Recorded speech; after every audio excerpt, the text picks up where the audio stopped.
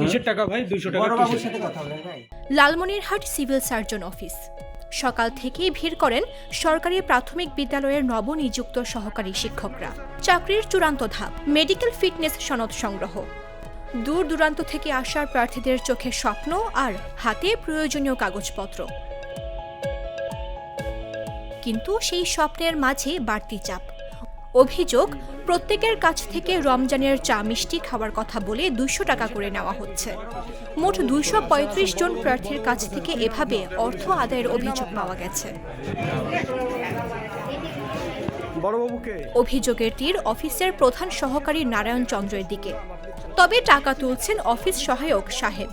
প্রকাশেই চলছে আদায়, কোনো রসিদ নেই সরকারি নির্দেশনার কাগজ। গতকালকে কাগজপত্র জমা দিয়ে গেছি, সেই কাগজপত্র হচ্ছে কালকে বললো যে হবে না, আজকে আসেন। আজকে আবার সকালে আসছি, কাগজপত্র জমা দিচ্ছি সিগনেচার করে এখন বলেছে 200 টাকা দেবো। কিসের টাকা সেটা তো আমরা জানি না। 200 টাকা করে নিতাম, তাতে আপনারা আসলেন মিষ্টি খাওয়ার জন্য 200 টাকা করে নিচ্ছি, এমনিতে খুশি মানে কিন্তু আমরা জানি না সেটা। ভুক্তভোগীদের দাবি, প্রতিবাদ করলেও লাভ হয়নি, উল্টো হয়রানির আশঙ্কায় চুপ থাকতেই হয়েছে।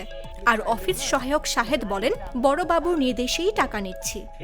বড়বাবুর সাথে কথা কয়জনের নিলেন এখন পর্যন্ত?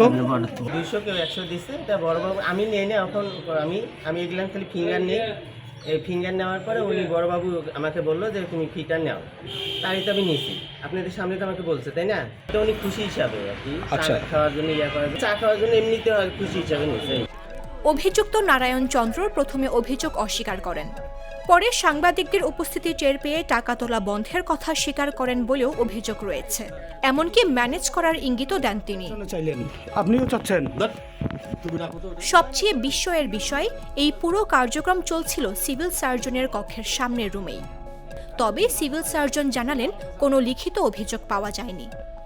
শারীরিক ফিটনেস যেটা টেস্টের গভর্নমেন্টের কিছু পরীক্ষা আছে, পরীক্ষা করবে এবং গভর্নমেন্টের যে ট্রেজারি চালান আছে, ট্রেজারি চালান দিয়ে এক্সিবিশন করলে যদি ফিট থাকে আমরা ফিট দিই, আর ফিট না থাকলে আনফিট। কিন্তু এর বাইরে কোনো লেনদেন হওয়ার কথা না।